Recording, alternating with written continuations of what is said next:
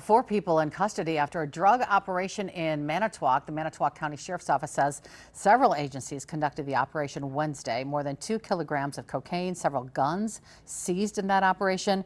Deputies say the four arrested are allegedly involved in drug trafficking within Manitowoc, reportedly involved in cocaine sales in the city from May until this month. Here's a look at those four people under arrest. All are from Manitowoc. All were taken into custody, and each could face charges of conspiracy to deliver more than 40 grams of cocaine.